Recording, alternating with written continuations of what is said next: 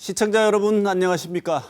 지난해 5월 대구에서 배달원으로 가정한 20대 남성이 여성의 집까지 뒤따라가 성폭행을 시도하고 이를 제지하던 남자친구에게 흉기를 휘두른 사건이 있었습니다. 일면식도 없는 여성에게 묻지마 범죄를 저지른 부산 돌려차기 사건과 수법이 유사하다는 점에서 대구판 돌려차기 사건으로 불리기도 했습니다. 최근 이 사건에 대한 항소심 선고가 있었습니다. 1심에서 징역 50년이었던 피고인의 형량은 항소심에서 27년으로 절반 가까이 감형되면서 사회적인 충격과 공분을 사고 있습니다. 이번 주 시사톡톡에서는 대구판 돌려차기 감형을 둘러싼 논란을 집중적으로 짚어보겠습니다. 먼저 오늘 나와주신 두 분 패널 소개하겠습니다. 송경인 대구 여성의 전화 대표 나오셨습니다. 어서 오십시오. 네, 안녕하십니까. 강수영 변호사 나오셨습니다. 어서 오십시오. 안녕하세요. 앞서 대구판 돌려차기 사건이라고 불리기도 한다는 이 사건 짧게 말씀드렸는데요. 김은혜 기자가 정리한 관련 리포트 먼저 보시고 토론을 시작하도록 하겠습니다. 보시죠. 지난해 5월 13일 밤 대구시 북구에 있는 한 건물 안입니다. 한 여성 뒤로 배달 복장을 한 남성이 뒤따르다 지나칩니다. 이 여성이 열고 들어간 현관문이 닫히기 전 지나쳤던 배달 복장을 한 남성이 되돌아와 따라 들어갑니다. 배달 복장을 한 20대 남성은 피해 여성을 흉기로 위협하며 성폭행을 시도했습니다. 피해 여성은 동맥 파열 등 중상을 당했고 잠시 후 도착한 피해 여성의 남자친구도 제지하는 과정에서 여러 차례 흉기에 찔려 크게 다쳤습니다. 일면식도 없는 여성의 뒤를 쫓아가 범죄를 저지르려 한 이른바 대구판 돌려차기 사건입니다. 범행 직후 범인은 달아났지만 자신이 타고 다닌 오토바이 번호를 뒤쫓은 경찰에 3시간 만에 붙잡혔고 강간 등 살인에 관한 법률 위반 혐의로 재판에 넘겨졌습니다. 검찰은 피고인에게 징역 30년을 구형했습니다. 1심 재판부는 이례적으로 검찰 구형보다 많은 징역 50년을 선고했습니다.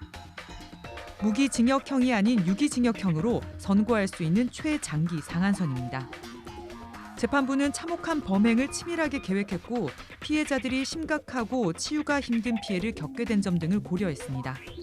미수범죄에 해당하여 최장 50년의 징역형을 선고할 수 있는 사안에서 범위 내에서 가능한 가장 무거운 형을 정한 것으로 생각됩니다.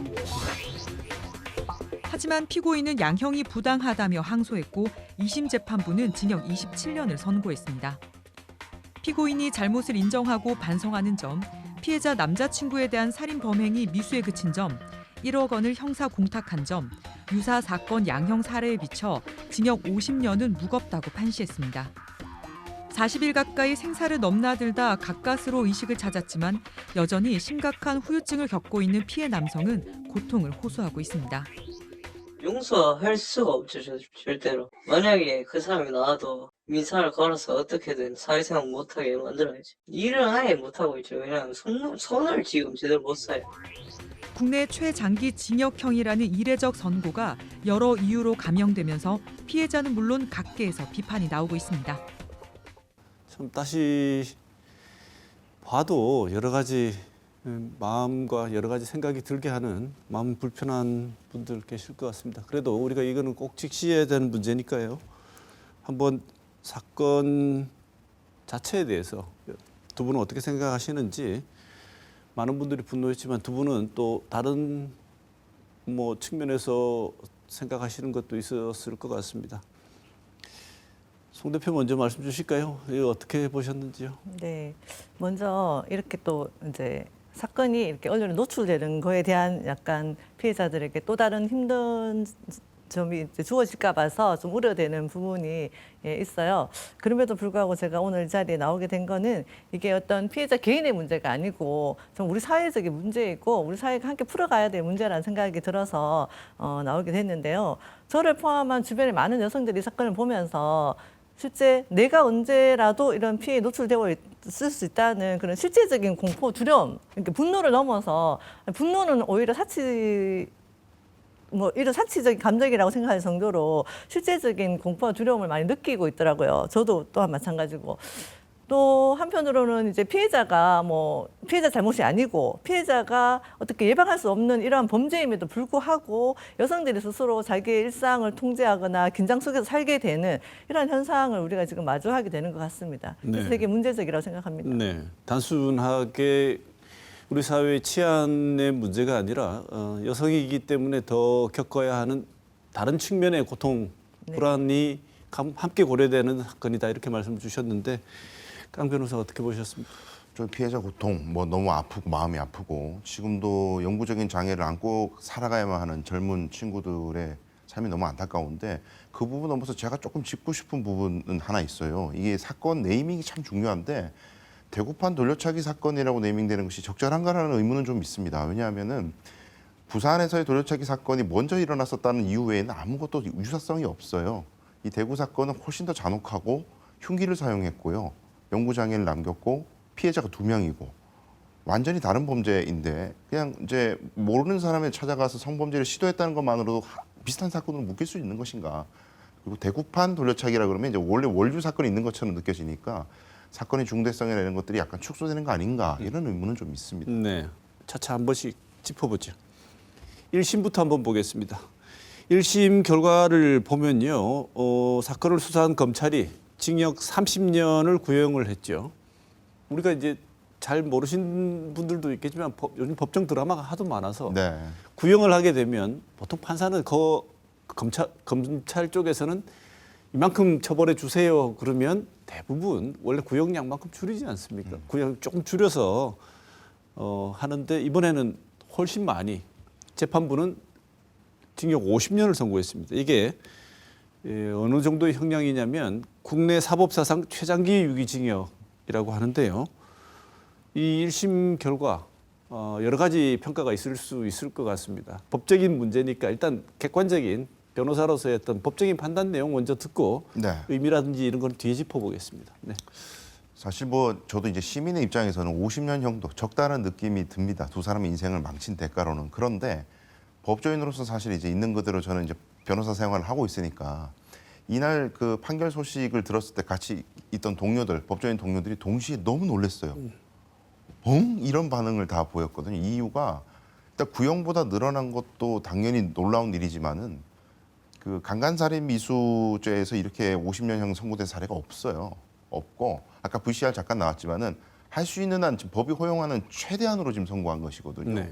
굉장히 이례적인 사건이어서 그래서 저희 이제 법조인들 사이에서는 그런 이야기까지 했어요. 처음 이 소식 들었을 때 혹시 피고인이 법정에서 재판장을 모욕했나, 혹은 피해자를 조롱했나, 혹은 뭐 변호인하고 판사님하고 싸웠나 이런 얘기까지 할 정도로 너무 이례적인 사건이어서 근데 그런 배경들은 사실 이제 뒤에 제가 알아봤을 때는 그런 것은 없고 당시 재판장이 어쨌든 이 개인적인 이 사건에 대한 소신껏 기존의 어떤 사례와 이런 것에 구속되지 않고 나는 이렇게 본다라고 용기 있게 판결한 것이 아닌가 그렇게 평가합니다. 네.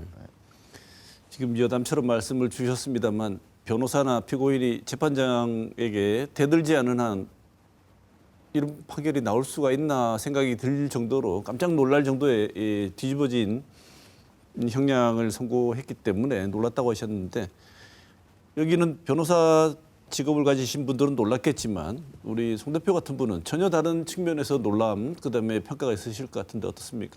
네, 저도 1심 판결문을 이제 봤어요. 봤는데 정말 그 재판부의 고심과 고뇌 그리고 뭐 이런 것들이 정말 그 판결문 안에서는 다 이렇게 보여진다는 생각이 들었었어요. 그리고 진짜 말씀하신 대로 50년이라는 건 되게 이례적인 판결인 거죠. 그게 대해서 저희는 되게 환영하는 입장이고 정말 법이 만인 앞에 평등하다 하지만 늘 저희는 현장에서 여성폭력 피해자들에 대한 그러니까 그 피고인들에 대한 형량이 정말 너무 어처구니 없이 낮다는 생각을 많이 하는데 이 사건 같은 경우에 정말 뭔가 제대로 판결을 하셨구나 이런 느낌이 들고 말씀하신 대로 이렇게 재판부가 그 판례 그리고 현재 이제 그 뭐죠 그 양형 기준 뭐 이런 데 되게 매여서 판결하는 경우가 되게 많은데 이 사건 같은 경우에는 그런 것들을 좀 넘어서서 판결을 했다는 점에서 되게 이례적인 환영할 만한 판결이라고 생각했습니다. 네.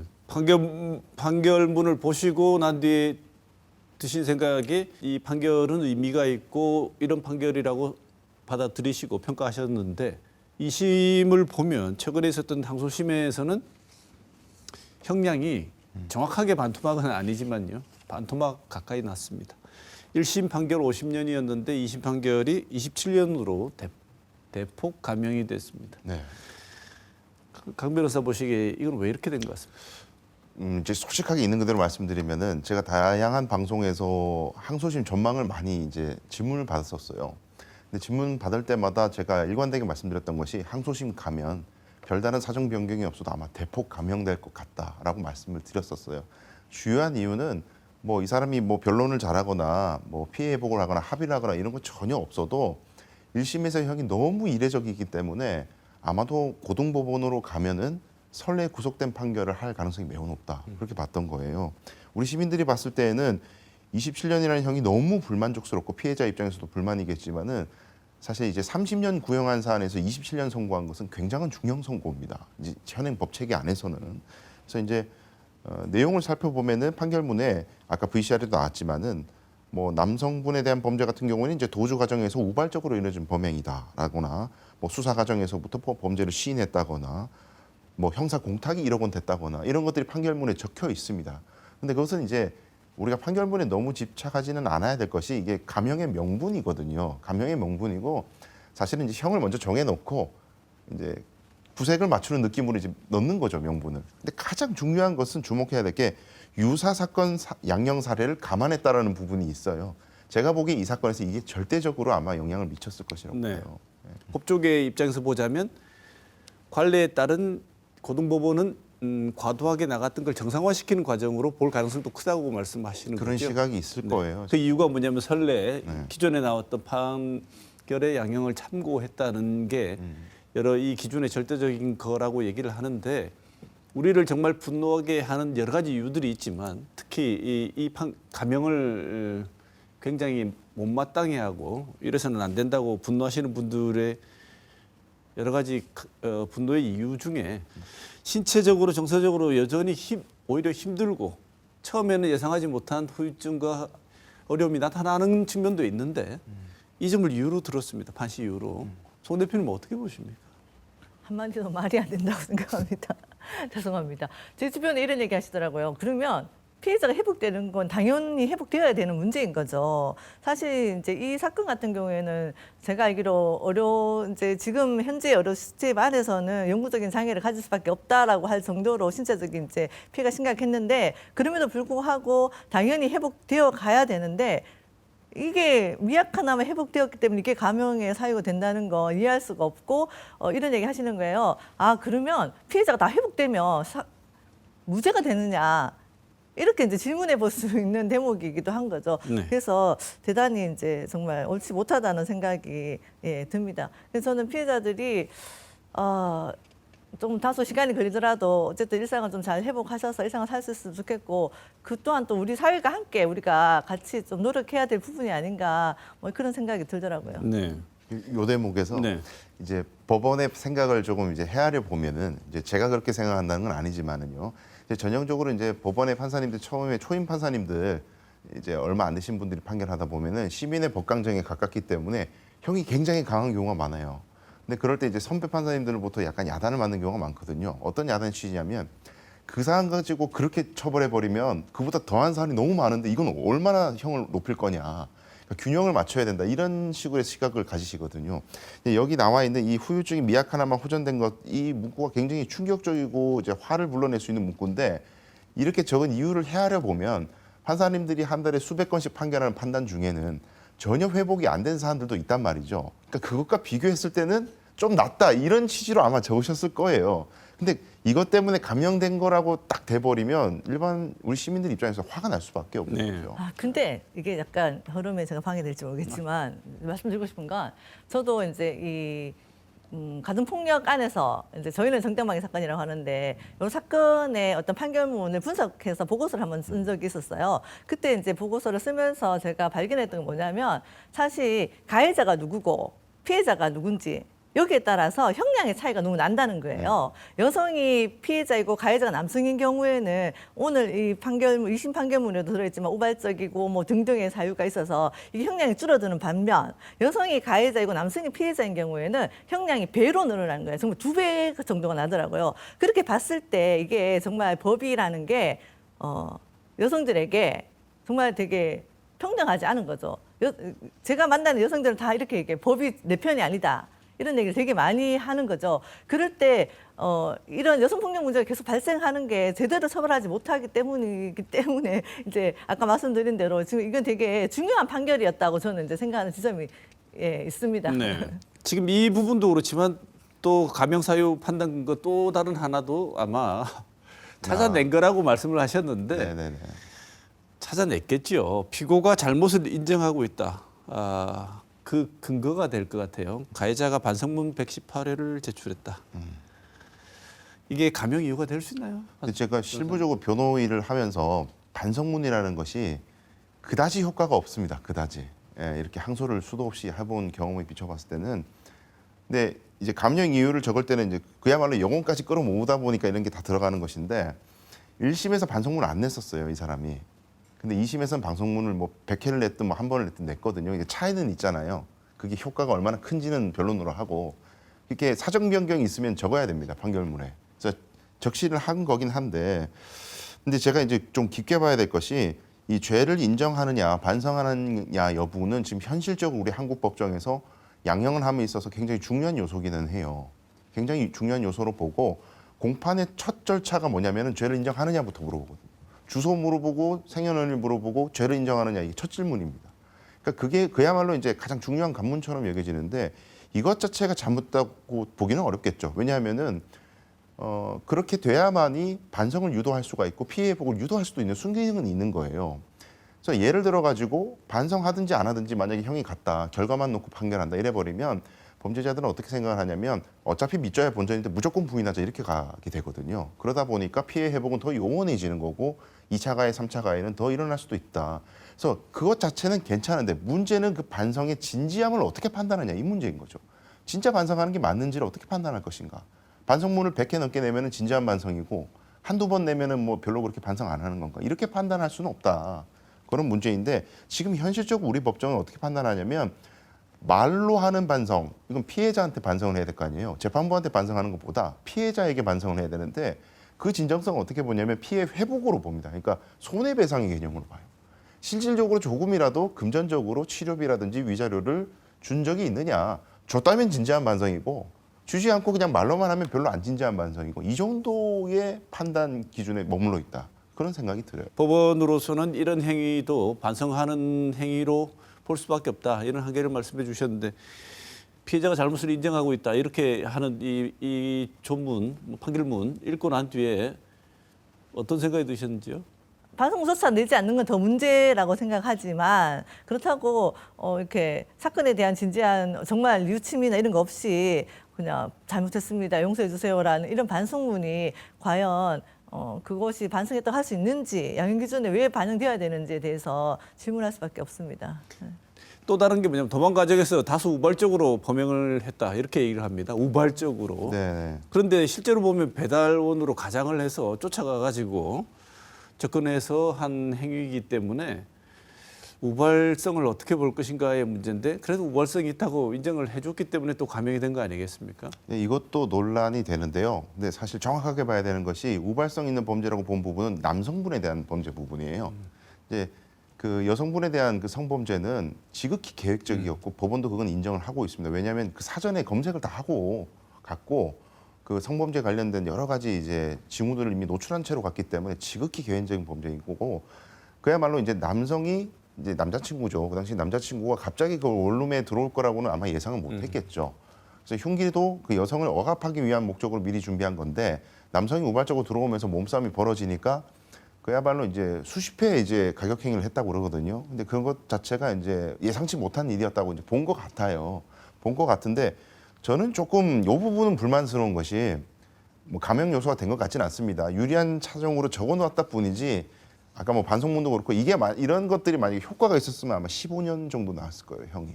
대폭 감형이 더 됐을 겁니다. 근데 어쨌든 이 부분이 이제 논란이 되지만 그 흉기를 미리 준비할 때는요.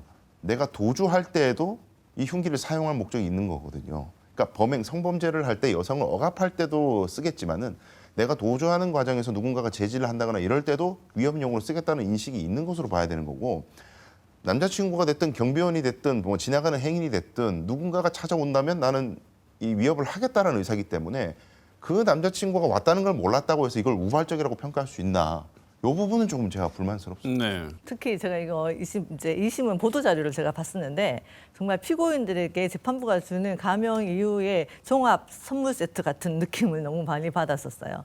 그리고 말씀하신 대로 그 정말 남자친구가 갑자기 나타났다면 도망가는 게 그냥 일반적인 우리 심리상 누가 나타났으니 범행을 그만두고 도망가는 게 저는 맞다고 생각하는데 그때 정말 이렇게 치명적인 이렇게 흉기를 눌러서 치명적인 피해를 준 것 자체가 우발적이라고 본다는 게 좀 맞지 않다는 생각이 듭니다. 또 다른 감형 사유 하나만 더 짚어보고 다음 얘기 해보죠. 근데 구체적으로 눈에 보이는 행위를 해야지 반성을 하고 있다고 재판부에서 판단을 한다는 측면에서 그런 것 같은데 형사공탁 네. 1억 원을 했다는 것을 참작했다고 하는데요.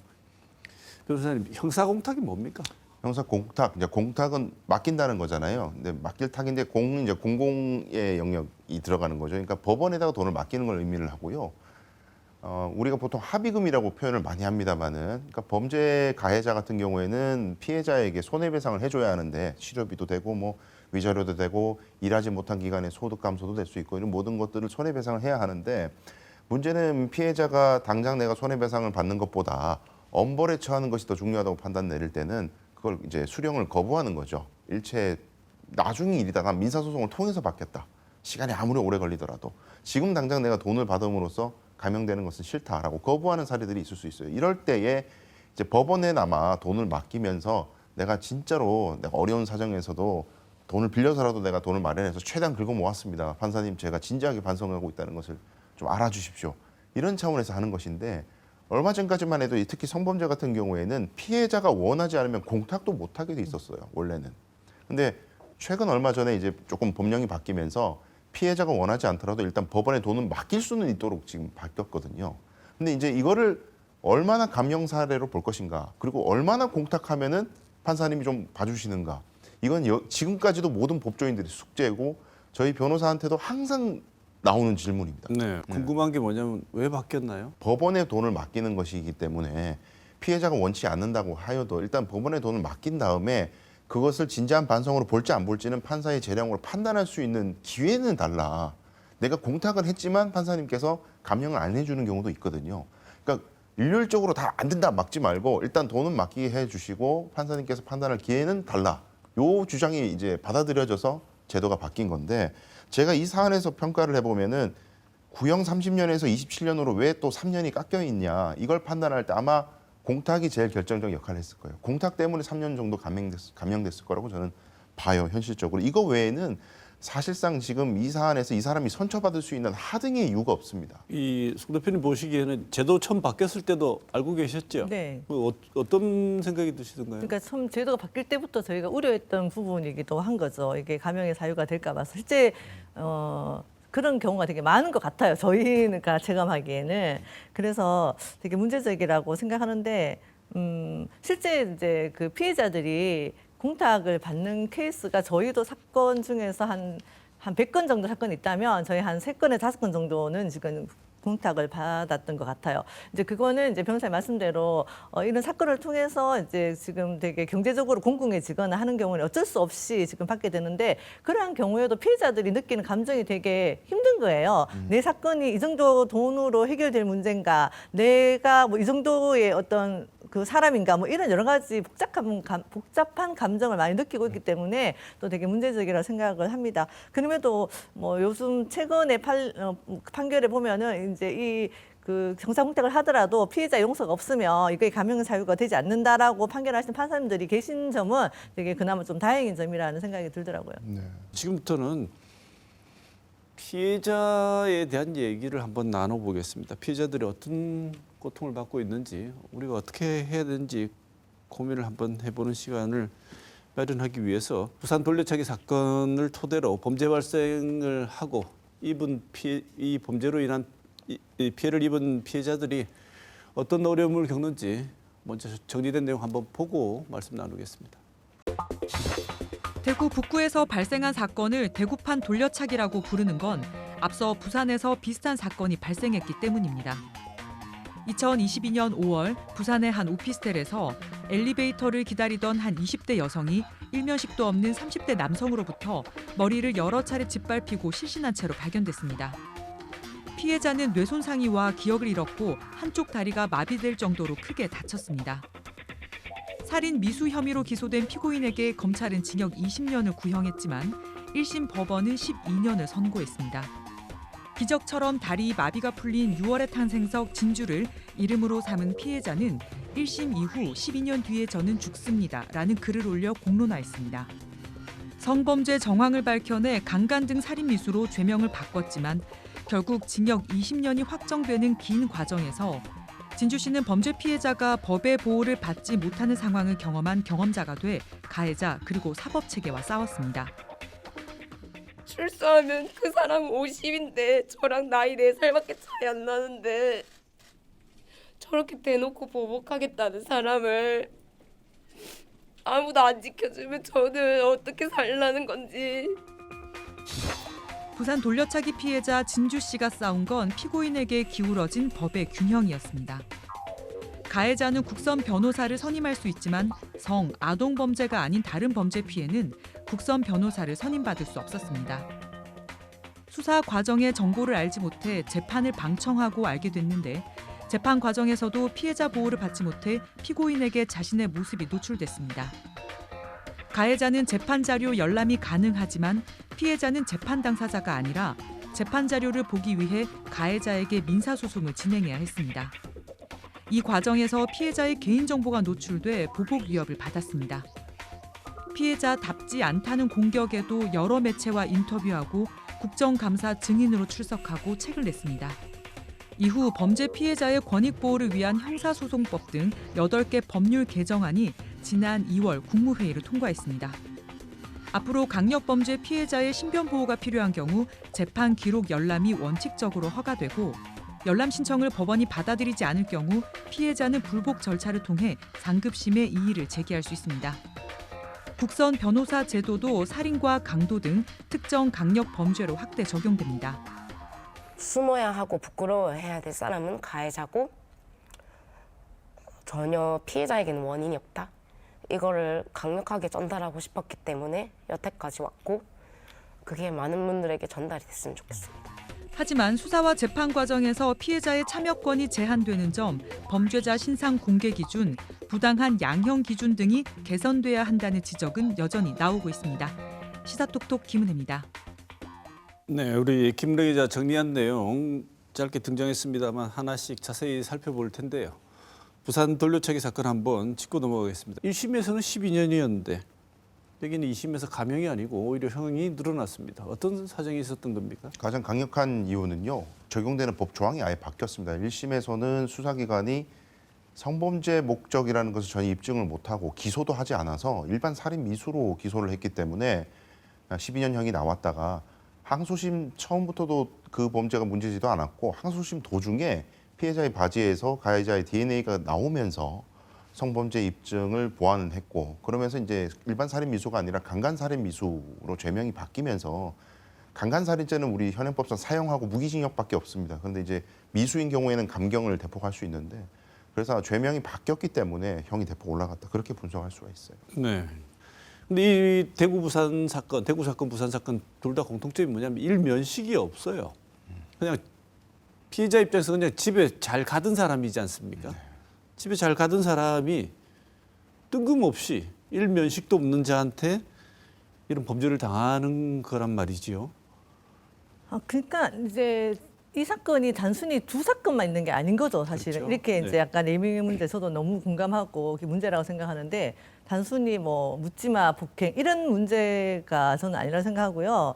그래서 한국여성의전화에서 작년에 언론에 보도된 사건만 이렇게 일면식이 없는 남성에 의한 이렇게 살해 사건, 여성 살해 사건을 분석했을 때 최소 88명 그러니까 11명이 살해되고 77명이 살해 위험, 살인 미수 사건으로 끝난 사건이 있었다는 거죠. 그리고 그때 범행 동기를 물어봤을 때 가장 많은 비율을 차지한 게 성폭력을 하려고 하다가 이제 여기까지 갔다 이렇게 이제 응답했는데 이렇게 봤을 때 이거는 이제 정말 그 젠더 폭력인 거죠. 그런데 제가 가장 심각하게 생각하는 거는 우리 사회가 여기에 대한 심각성을 별로 알지 못한다?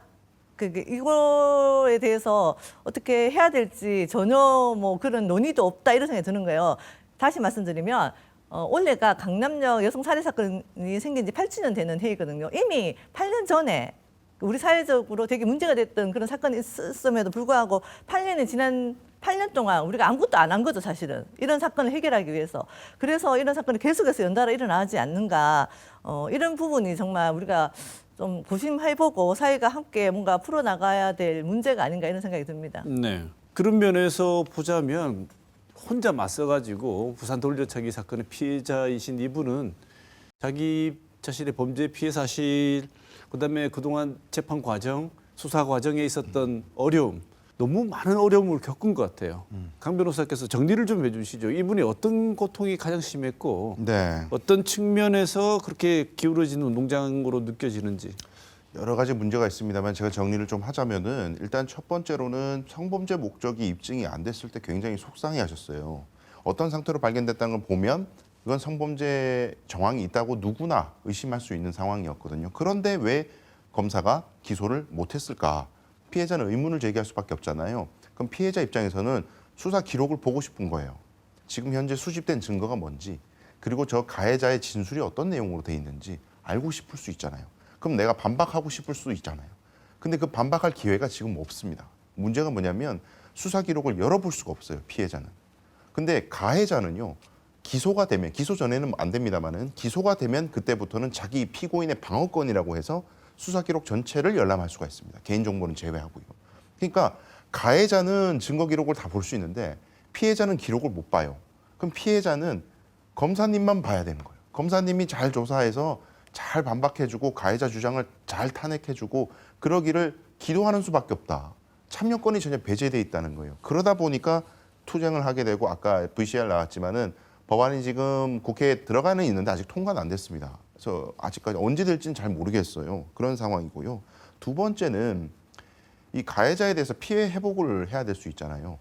근데 민사소송할 수밖에 없다고 제가 아까 말씀드렸습니다. 합의를 안 한다면은. 근데 우리 법제가 정말 그 민사소송법이 안타깝게도 소장을 적을 때 원고, 나, 피고, 가해자 이렇게 적으면 원고, 피고, 인적사항을 다 적어야 해요.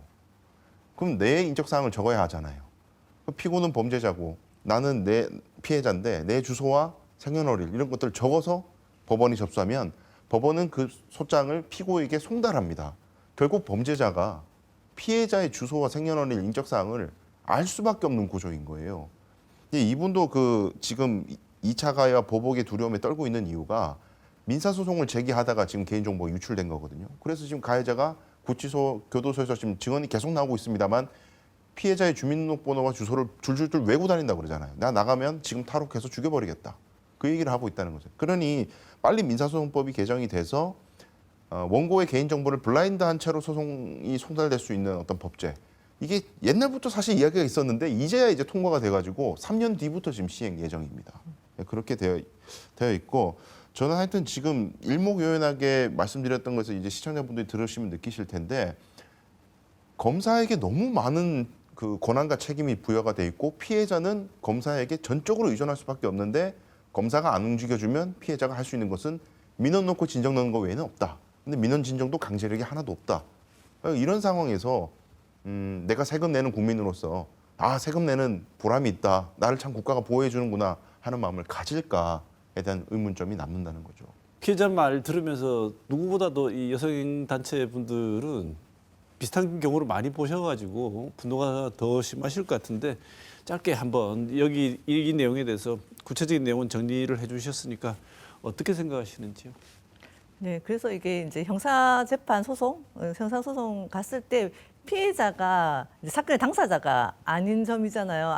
아니기 때문에 자기 목소리를 제대로 낼 수 없는 지점이 가장 문제적이어서 저희도 이제 현장에서 이 부분에 대해서 이제 계속 이제 문제제기를 하고 있고 어떻게 뭐 정책이나 법 개정을 하기 위해서 노력도 하고 있는 부분이기도 합니다. 그래서 변호사님 잘 말씀해 주신 것처럼 이제 일단 소송이 진행되면 피해자는 아무것도 알 수가 없는 상황에서 정보 격차가 너무 심한 거죠. 그래서 가해자 피고인은 피해자가 낸 탄원서를 보면서 대응을 할 수 있는 반면에 피해자는 피고인이 낸 반성문조차도 볼 수 없으니 도대체 무슨 일이 어떻게 벌어지는지도 알 수 없는 이런 문제들이 이제 생기고 있고 또 재판 과정에서도 사실 이제 뭐 분리나 이런 거를 한다고 하지만 특히 뭐 가림막 같은 거 약간 이렇게 하고 같은 공간에 있는 것 자체가 피해자들이 재판을 받을 때 되게 위축될 수가 있는 거죠. 예를 들어서 뭐 전 충남 도지사 사건 같은 경우에 그 가림막 안에서 기침 이렇게 하는 게 피해자들이 그렇게 할 때마다 정의신문 하면서 이렇게 움찔움찔 했다고 하잖아요. 그러니까 그런 부분들에 좀 세심한 배려가 피해자들을 위한 세심한 배려가 필요한 부분이라고 생각합니다. 네. 그래서겠죠. 이번에 부산 돌려차기 사건 피해자는 오로지 검사만 바라보고 있어야 되는 이런 현재 상황에서 부실 수사 책임을 물어서 이번에도 국가를 상대로 손해배상 소송을 냈습니다. 이런 경우가 잘 없으니까요. 그렇죠. 예. 이 소송이 어떤 걸 시사한다고 보십니까? 그러니까 경찰과 검찰 모두 이제 수사기관 전체 책임을 물은 건데요. 그러니까 1심에서 성범죄 입증이 안 된 채로 기소된 거에 아주 큰 주안점을 두고 있는 것 같아요. 그러니까 단적으로 그 7분간의 그 사각지대에서의 영상이 지금 없잖아요. 근데 그 사각지대에서 이제 성범죄가 일어났을 것으로 지금 이제 확정이 됐으니까 성범죄가 있었을 것으로 보는데 피해자가 이런 이야기를 했습니다. 수사기관에서 조사를 받는 내내 나는 그날 이제 정신을 잃었고 해릭선 기억 상실이 있기 때문에 그 근처의 기억이 아예 삭제가 된 상태인 거예요. 근데 그런 상황에서 사각지대가 있었는지 내가 들쳐매고 어딜 이동했는지 전혀 모르고 있잖아요. 근데 수사기관에서 그런 7분간의 이동과 사각지대에서 잠시 머무는 시간이 있었다라는 사실을 전혀 고시를 못 받은 거예요. 그러다가 첫 공판 가가지고 재판정에서 그 영상을 처음 본 거예요, 피해자가.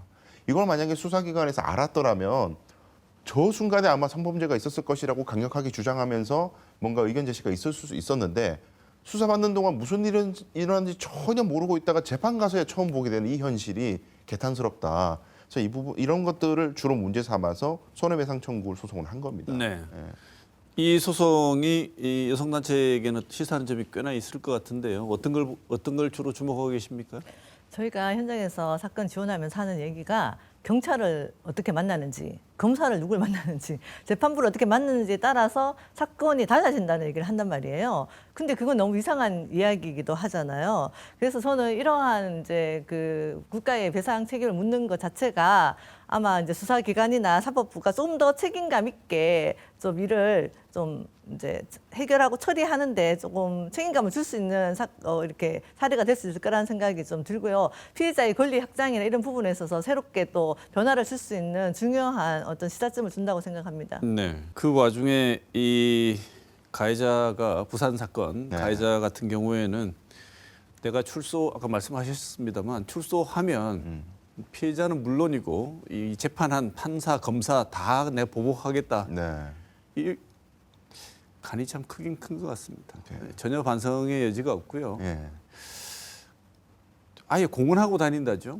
보도에도 나오기도 했는데요. 네. 지금 기소까지 됐습니다. 네. 보복범죄로 또. 그래서 2차 피해, 후속 범죄 이거 어떻게 대응을 하고 이거에 대해서는 어떤 처벌 가능한지 법률적으로 어떻습니까? 보복범죄를 처벌하는 법 규정은 지금 있습니다. 있는데 저는 좀 사고의 전환이 필요한 시점이라고 생각해요. 지금 우리 법제도가 만들어진 지 이제 정부 수립하고 재헌국회가 형법을 만든 이후에 법 체계가 일단 첫 번째로 사형을 전제한 법제도거든요. 지금 우리 제도는 유기징역도 상한이 50년, 지금 늘어나서 50년이지 과거엔 더 적었습니다. 이런 체제인데 뭐 미국이나 우리 서구권 보면은 뭐 200 몇십 년, 100 몇십 년 이런 형을 보잖아요, 뉴스에서는. 그렇게 안 되는 이유가 일단은 사형 제도를 전제해서 만들었기 때문에 과거의 우리 법, 이제 지금 현행 법은. 그래서 과거 국회 인식은 그렇게 극악무도한 범죄라면은 사회에서 영구 격리를 한다면 죽이면 될 거 아니냐 이렇게 생각하고 법제도를 만들었단 말이에요. 근데 지금은 사형 제도가 있으면서도 운영을 하지 않잖아요. 그러면 사형 제도는 유명무실해진 상태에서 범죄자를 사회에서 영구 격리할 수 있는 방법은 징역형을 많이 선고하는 방법밖에 없는데 그런데 현행 이제 판사 이제 법을 집행하는 법원의 입장은 아직까지도 사형을 전제로 하고 있는 그 적은 유기징역형 그리고 국회의 인식도 그 법을 근본적으로 바꿀 생각을 못 하는 거예요. 사형 제도를 만약에 폐지한다면은 현실에 맞게 지금 집행을 오랫동안 안 하고 있으니까 폐지한다면은 전반적으로 형이 다 높아져야 이게 이론적으로 맞는 겁니다. 그렇지 않고 사형을 전제로 한 법제도는 그대로 두면서 사형만 없앤다? 그러면 이제 피해자들은 계속해서 불안을 겪을 네, 수밖에 네. 없는 거죠. 네. 지금 자연스럽게 지금 우리 제도가 갖고 있는 맹점에 대해서 지적하시고 보완책을 짧게 말씀을 주셨는데 법으로 사법부 판결 나올 때마다 여성단체에서 이게 말이 되느냐 이렇게 시위하고 하시지 않습니까? 네, 그렇죠. 강력 처벌에 대해서 저희가 계속해서 여성단체가 원하는 그 강력 처벌의 방향은 어느 쪽입니까? 최소한 1심이 2심에서 이렇게까지 되는 거는 없었으면 하는 그런 바람이 진짜 있죠. 저희가 그날 이 사건 판결 나는 날 저희가 사실은 기자회견을 했었어요. 법원 앞에서. 그게 뭐냐면 가정폭력으로 이혼했는데 거기도 살인 미수 사건이었어요. 기다렸다가 들어가서 이렇게 연구장애를 입힐 정도로. 그럼에도 불구하고 그게 1심에서 5년이 났단 말이에요. 그리고 전자장치 부착도 기각되고. 그래서 너무 이거는 말이 안 된다 생각해서 저희가 이제 기자회견을 했었는데 강력처벌 촉구였죠. 그때도. 그래서 제대로 저는 이 말씀하신 데도 충분히 공감을 하는데 기존의 법 체계 안에서라도 제대로 처벌을 해 주셨으면 하는 생각이 너무 많이 들고 또 이게 보면은 피고인의 입장에서 피고인의 장래, 피고인의 지금 상황을 너무 고려한 판단을 너무 많이 하신다는 생각이 드는 거예요. 그래서 오히려 피해자의 장래, 피해자의 지금 상황, 그리고 피해자의 피해에 적합한 판결을 좀 내려주셨으면 하는 그런 바람이 진짜 많습니다. 네. 강 변호사 보시기에는 지금 피해자들 일상 회복을 해야 되지 않습니까? 네. 지금 이 피해자들의 삶을 구제할 수 있는 방안, 회복할 수 있는 방안 이런 걸 법적으로 고려한다면 어떤 게 있을 수 있나요? 지금 정말 중요한 부분이요. 이 범죄자를 얼마나 처벌할지 문제도 저는 이제는 사고방식을 바꿔서 피해자 중심으로 바꿔야 된다고 봐요. 과거에는요. 응보주의라 그래가지고 죄값만큼 처벌한다. 그래서 마치 법원이 무게저울로 이 죄값을 이제 무게를 재듯이 그래서 딱 그 무게만큼 처벌한다 이런 관점으로 접근을 해봤거든요. 근데 지금부터는 그 사람을 왜 징역 50년형을 선고해야 되느냐 이유를 대라고 했을 때 가장 먼저 나와야 되는 말이 국가의 권위를 세운다, 뭐 죄값을 치른다 이 개념이 아니라 피해자 입장에서 저 사람이 일찍 나오면 삶이 위태로울 테니까 재배의 우려가 있다면은 안 내보내는 게 맞고 이 사람이 정말 교도소에서 교화가 잘 돼서 새 사람이 돼가지고 전혀 범죄 가능성이 없어졌다면 나오는 게 맞다. 그런 관점에서 피해자 보호의 관점으로서 형을 정해야 된다는 관점으로 바뀌어야 될 것 같고요. 그런 관점에서 제가 꼭 말씀드리고 싶은 것이 부정기형 도입이 필요해요. 이게 무슨 의미냐면은 법원이 선고를 내릴 때 징역 20년 딱 이렇게 단어를 내린 것이 아니라 징역 20년에서 무기징역 이렇게 가변적으로 형을 선고하는 거예요. 선고해 놓고 출소 무렵이 됐을 때 이 사람의 교정 성적이라든지 지금 현재 심리 상태, 사이코패스 점수 이런 것들 다 과학적으로 측정을 해서 내보내도 될 것 같으면 판사가 아까 선고했던 20년형으로 내보내고 근데 봤더니 뭐 피해자한테 보복 편지를 쓰니 수감자들한테 이상한 소리하고 뭐 이런 것들이 자꾸 노출됐다. 그러면 내보내면 안 되는 사람인 거예요. 죄값이 얼마가 됐든지 간에 피해자 입장에서는. 그래서 형을 이렇게 좀 가변적으로 추후에 결정할 수 있는 여지를 남겨놓도록 지금 판사님이 정확하게 저울 재듯이 하지 말자. 이거는 사실 우리 사법 체계를 근본적으로 흔드는 체계이긴 한데 지금은 이제 묻지마 범죄라고 하죠. 이상 동기 범죄라고 하는 전혀 합리적으로 설명할 수 있는 없는 범죄들이 많은 누구나 피해자가 될 수 있는 이런 불안한 사회에서 사는 우리 현대 사회에서는 이제는 법체계의 근본적 변화, 70년, 80년 됐던 그 법체계를 바꾸는 것도 국회에서 진짜 공부 열심히 해서 한번 고민할 때가 됐다 생각이 듭니다. 네. 범죄 피해자들 실제 현장에서 가장 많이 대하실 텐데요. 대표님 보시기에는 이 범죄 피해자들을 일상으로 회복하기 위해서 국가가 또는 주변에서 어떤 일상 회복으로 복귀하는 데 도움을 줄 수 있는 내용들이 있을지 어떤 방안이 필요한지 국가가 또 해줘야 되고 뭐 어떤 여러 영역에서 지원을 해줘야 되는 내용들이 있다면 사실은 이게 더 중요한 얘기 아니겠습니까? 법원을 비난하는 것도 검찰을 비난하는 것도 중요하지만 구체적이고 실질적인 도움은 이 지점일 것 같아요. 어떤 내용이 있을까요? 근데 일단은 그 재판부나 뭐 사법을 비난하기 위해서가 아니고 이제 변호사님 말씀에 보호하기 위해서라도 이렇게 해야 된다 말씀하시는데 그 부분에 되게 공감을 하면서 또 이게 보호 차원도 있지만 피해자들이 이제 내 잘못이 아니구나라고 생각하는 지점이 이제 공권력으로부터 가해자 처벌이 제대로 이루어졌을 때 그게 이제 그런 안도감 이런 이제 생각이 드는 거죠. 그게 또 피해 회복이 되게 중요한 부분이라는 거예요. 그렇기 때문에 저는 이제 제대로 처벌하는 거는 여전히 정말 중요하다 생각합니다. 저도 뭐 엄벌주의나 뭐 강력한 처벌만이 모든 문제를 해결한다고 전혀 생각하지 않지만 이 부분에 있어서 정말 우리 사회가 간과해서는 안 되는 부분이라는 생각이 들고요. 그 외에도 여러 가지 이제 회복을 위해서 뭐 상담소나 제 같은 기관에서 이제 미약하나마 제도적인 거는 어느 정도는 이제 마련은 되어 있습니다. 그래서 뭐 의료 지원이나 상담이나 뭐 이런 것들을 받으실 수 있는데 그것보다 더 중요한 거는 아까 부산 사건 피해자도 얘기했지만 피해자 다움에 대한 요구 그리고 피해자를 비난하는 시선 이런 것들을 우리 사회가 안 가지는 거 그 주변 사람들이 특히 모든 우리가 피해자를 지지하고 연대하는 마음을 가지면서 당신 잘못이 아니라고 생각하는 거 이거는 정말 사회적 감수성의 문제인데 이것들이 같이 올라가야지만 피해 회복에 정말 또 도움이 된다는 생각이 듭니다. 네. 피해 회복 관련해서 하나만 제가 네네. 못 짚은 게 있어가지고 정말 지적돼야 될 좀 시급한 과제가 하나 있어요. 뭐냐면 아까 그 합의 이야기 나왔지 않습니까? 우리는 엄벌에 처하기를 원하기 때문에 나는 피해 회복을 당장 받기를 원하지 않는다. 합의하지 않는다. 근데 지금 당장 우리 대구판 돌려차기 사건의 피해자 같은 경우에는 특히 남성분 같은 경우는 치료비가 몇 천만 원이 지금 소요가 됐어요. 당장 병원비를 내야 해요. 근데 지금 소송도 합의도 요원하다면 이거 어떡합니까 피해자들? 그럼 국가가 책임져 줘야 되거든요. 근데 우리 헌법 규정에 범죄 피해 구조를 하도록 돼 있어요. 국가의 기금을 마련해서. 그래서 지금 현행 제도가 그 범죄자들이 내는 벌금 있지 않습니까? 그 벌금으로 기금을 만듭니다. 그 기금 가지고 치료비라든지 뭐 일정 기간 지원비를 이제 주도록 돼 있는데 이거 어떻게 운용되고 있는지를 국회와 정부가 점검해야 돼요. 왜냐하면 너무 턱없이 지원되는 문턱이 낮습니다. 그리고 승인되는 건수도 너무 적고요. 한 1년에 뭐 1,500만 원, 2천만 원 정도 지원되는 것이 다인 걸로 알고 있는데 지금 아까 연구장에 이분 분 입장 지금 일도 못하고 있는 분 생각하면 턱없이 부족한 거예요. 그러니까 국가가 책임지고 나중에 범죄자에게 구상 청구하는 그 시스템을 내실 있게 마련하는 것이 1번 과제다. 그런 네. 생각입니다. 어떻게 보면 당면 과제 정책적으로 꼭 추진해야 되는 목표 지점이 되실 수도 있을 것 같습니다. 자, 오늘 송경인 대구 여성의 전화 대표, 강수영 변호사 두 분 모시고 이른바 대구판 돌려차기라고 불리는 이 사건의 판결 내용도 들어보고 우리 사회가 뭘 고민해야 되는지 두 분의 좋은 말씀 들었습니다. 오늘 좋은 말씀 감사드립니다. 고맙습니다.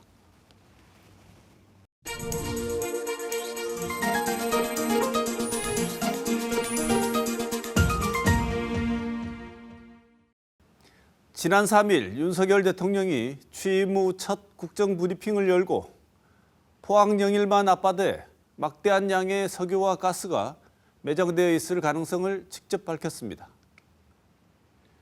여당은 이제 우리도 산유국이 될 수 있다는 꿈을 가지게 되었다고 환영했고 야당은 이전에도 많이 들었던 꿈 같은 이야기라고 평가절하했습니다. 우리는 꿈이라는 말을 여러 가지 상황에서 다른 색깔을 가진 말로 사용하고 있습니다. 무엇인가 간절히 이루고 싶은 일이나 희망을 이루는 때가 있는데 이럴 때는 그것을 이루기 위해 부단히 노력해야 한다는 말도 덧붙입니다. 한편 현실적으로 판단할 때는 좀처럼 이루기 어려운 일임에도 곧 될 것처럼 생각하는 것을 말할 때도 있습니다. 이럴 때는 현실을 직시하라는 의미로 꿈에서 깨라라는 말을 하기도 합니다. 2,000조 규모로 추산된다고 대통령이 밝히고 있는 산유국이 된다면 우리는 여러 다른 꿈을 그려볼 수 있으니 얼마나 좋은 일이겠습니까? 그렇다면 모든 과정에 대한 면밀한 분석과 침착하고 체계적인 추진이라는 노력이 절실하고 과연 그런 노력이 진행되는지 꼼꼼하게 검토하는 것이 필수적입니다. 대왕고래 프로젝트라고 알려진 산유국의 꿈은 과연 어떤 꿈일까? 잘 살펴보아야 할 것 같습니다. 이번 주 시사톡톡은 여기서 마치겠습니다.